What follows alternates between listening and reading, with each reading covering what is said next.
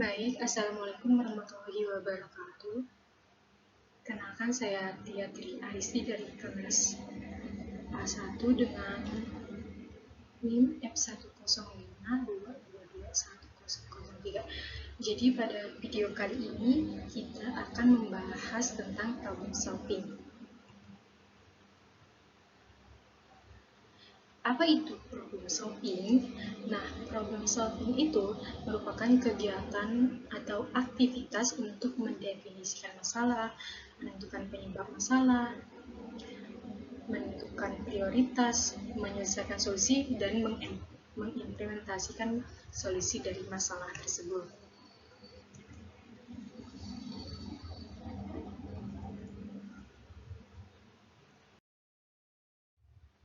Oke, bagaimana menurut teori Heller? Pemecahan masalah menurut konsep dari teori Heller.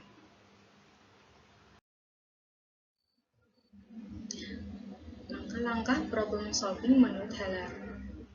Jadi menurut Heller, Kate dan Anderson dalam artikel mereka yang berjudul Teaching Problem Solving Through Calculation Grouping tahun 1992, problem solving dalam fisika diajarkan dengan pendekatan berbasis kelompok yang menekankan kerjasama antara siswa. Pendekatan ini bertujuan untuk memperkuat kemampuan siswa dalam memahami masalah dan menentukan solusi secara sistematis melalui kerja kelompok yang terstruktur. Langkah-langkahnya yaitu seperti deskripsi masalah. Siswa mulai dengan memahami masalah yang diberikan.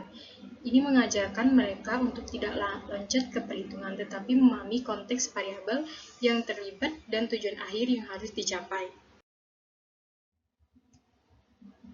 Yang kedua ada analisis kualitatif. Sebelum melakukan perhitungan matematis, siswa menganalisis masalah secara konseptual.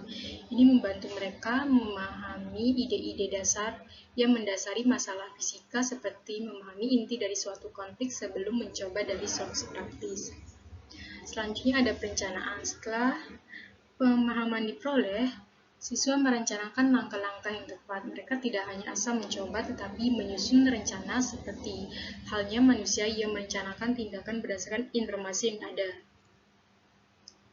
Selanjutnya ada pelaksanaan. Pada tahap ini, rencana dieksekusi melalui perhitungan yang cermat, persis seperti manusia yang menjalankan solusi untuk masalah kehidupan berdasarkan rencana.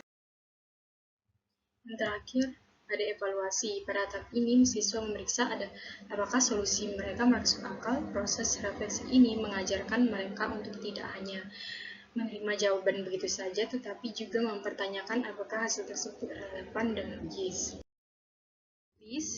Mencakup beberapa konsep matematika yang penting untuk memahami fenomena listrik. Pertama ada gaya kolom.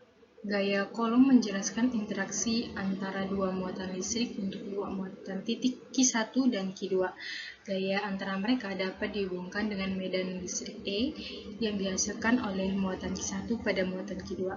Nah, medan listrik E yang dihasilkan oleh muatan Q1 pada jarak R adalah E sama dengan konstanta Q1 per R kuadrat. Bisa dilihat pada gambar di atas, di mana muatan yang sejenis bila didekatkan akan saling tolak-menolak, sedangkan muatan yang tidak sejenis akan tarik-menarik. Nah, gaya yang dialami oleh muatan Q2 akibat medan listrik E adalah F sama dengan Q2 dikali E. Substitusi nilai E dari persamaan sebelumnya, sehingga F menjadi Q2 dalam kurung konstanta dikali Q1 per R kuadrat, sehingga persamaannya menjadi F sama dengan K dikali Q1 dikali Q2 per R kuadrat. Yang kedua ada potensial listrik, didefinisikan sebagai perubahan energi potensial persatuan muatan ketika sebuah muatan uji dipindahkan di antara dua titik.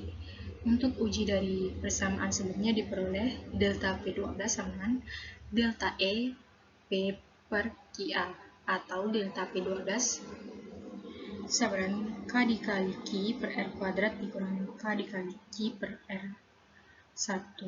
Perlu diingat, delta P12 bahwa merupakan beda potensial saat jarak pisahnya dari titik 1 ke titik 2, atau dapat dikatakan bahwa delta P12 adalah potensial akhir dikurangi potensial P2 awal, sehingga P2 dikurang P1 sama dengan K dikali Q per R2 dikurang K dikali Q per R1. Nah, berdasarkan persamaan di atas, kita dapat mendefinisikan potensial pada suatu titik yang berjarak dan dari muatan sumber Q berturut-turut, sehingga P2 sama dengan K dikali Q per R2 atau P1 sama dengan K dikali Q per R1.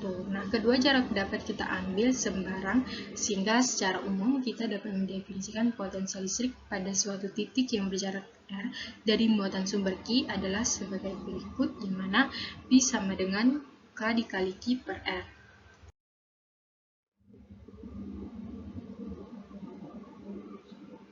Selanjutnya, konsep energi potensial listrik.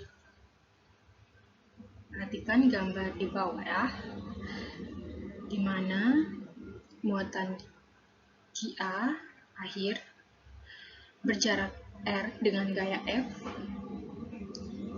muatannya positif dengan muatan QB, muatan sumber,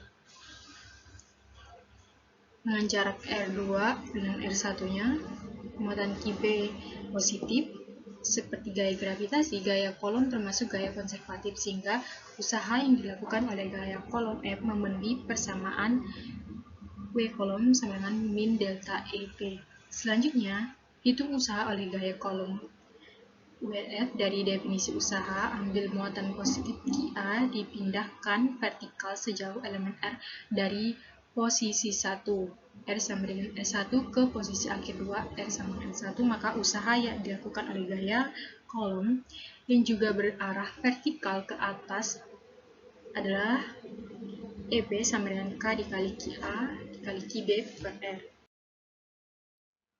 Misalkan ada contoh soal dua buah bola bermuatan positif masing-masing Q1 sama dengan 4 dikali 10 pangkat 6 kolom dan Q2 2 dikali 10 pangkat 6 kolom berada pada jarak 0,3 meter. Kedua bola tersebut digantung dengan benang sehingga keduanya berada dalam posisi setimbang. Tentukan besar gaya kolom yang bekerja antara kedua bola tersebut dan tentukan apakah jaraknya diperbesar 2 kali lipat. Untuk langkah-langkah penyelesaian dengan problem solving Heller, yang pertama, deskripsikan masalah. Dari contoh soal tersebut, kedua bola itu bermuatan Q1 dan Q2 memiliki muatan positif. Nah, sehingga gaya yang bekerja yaitu gaya tolak menolak. Jarak antara kedua bola adalah 0,3 meter. Tugas kita adalah menghitung besar gaya listrik kolom menggunakan hukum kolom dan menganalisis dampak jika jaraknya dipindahkan 2 kali lipat. Selanjutnya, representasi masalah. Menggunakan hukum kolom dengan persamaan F sama dengan K dikali 1 kali Q2 per R kuadrat, di mana konstantanya adalah 8,99 dikali 10 pangkat 9 Newton meter kuadrat per kolom kuadrat, dan gaya F merupakan gaya tolak menolak.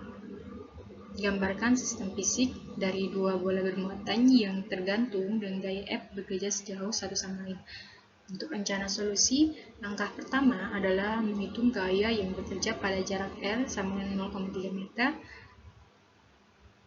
Langkah kedua adalah menghitung gaya setelah jarak 2 kali lipat menjadi 0,6 meter. Selanjutnya, menganalisis bagaimana perubahan jarak mempengaruhi besar gaya dan apakah itu akan menyebabkan gerakan.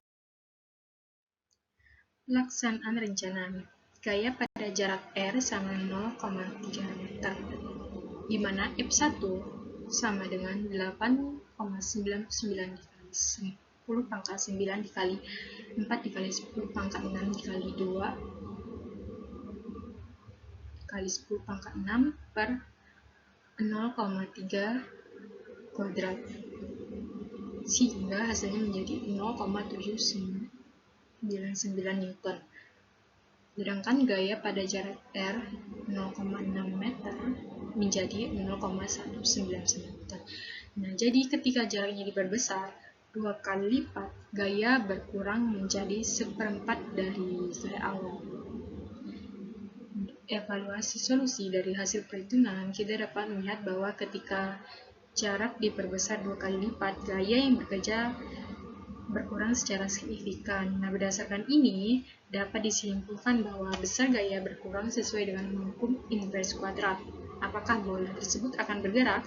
Jika gaya kolom awal cukup besar untuk membuat kedua bola terpisah, setelah jarak diperbesar 2 kali lipat, gaya yang berkurang menjadi lebih kecil mungkin tidak cukup untuk mempengaruhi posisi bola tersebut secara signifikan.